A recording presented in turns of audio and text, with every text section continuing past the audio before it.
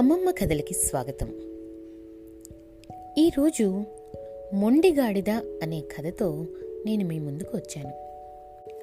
అనగనగా ఒక ఊరిలో గోపయ్య అనే చాకలి ఉండేవాడు. అతని దగ్గర ఒక గాడిద ఉండేది.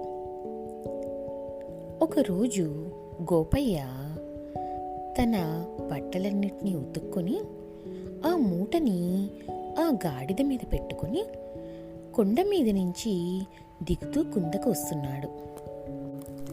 ఆ గాడిద తొందరపాటు గలది, పరమ మొండిది. తను అనుకున్నదే సరైంది అనుకుంటూ ఉంటుంది.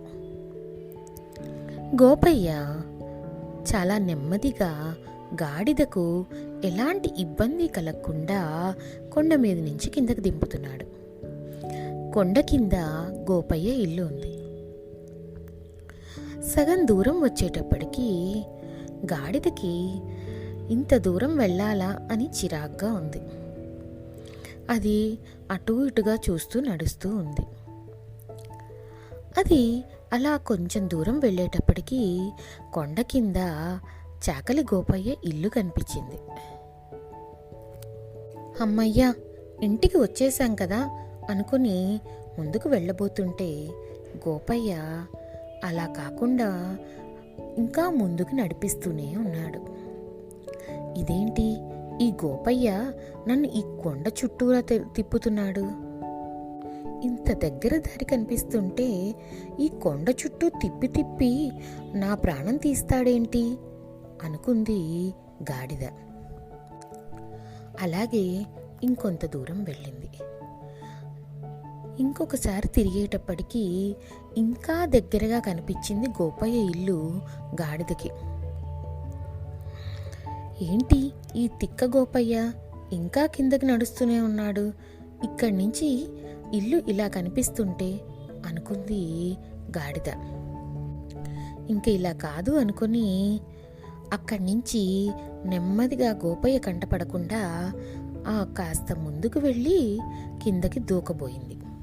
వెంటనే గోపయ్య వెనక్కి తిరిగి చూసి, అయ్యో, ఈ గాడిదేంటి ఇక్కడి నుంచి దూకితే ప్రాణం పోతుంది కదా అని రక్షించడానికి ప్రయత్నం చేశాడు. కానీ తొందరపాటు గాడిద వెనక్కి వస్తే కదా ఇంకా ముందుకు దూకపోయింది. అయినా పాపం గోపయ్య తన ప్రయత్నంగా తోకను కూడా పట్టుకుని వెనక్కి లాగపోయాడు. కానీ మొండి గాడిద వెనక్కి రాకుండా ముందుకే దూకింది. ఆ ఊపుతో గోపయ్య కూడా ముందుకు పడబోయాడు. ఇంకా నా వల్ల కాదు, నేను గనక గాడిదను పైకి లాగితే గాడిదతో పాటు నేను కింద పడిపోయి చచ్చిపోతాను అనుకుని గాడిదను వదిలేశాడు గోపయ్య.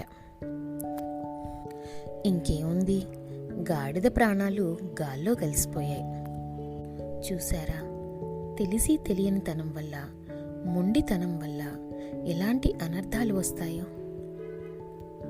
అందుకే ఎప్పుడూ కూడా మొండితనానికి పోకుండా ఆచితూచి అడుగు వేయాలి. సరేనా? ఇక కథ కంచికి, మనం ఇంటికి.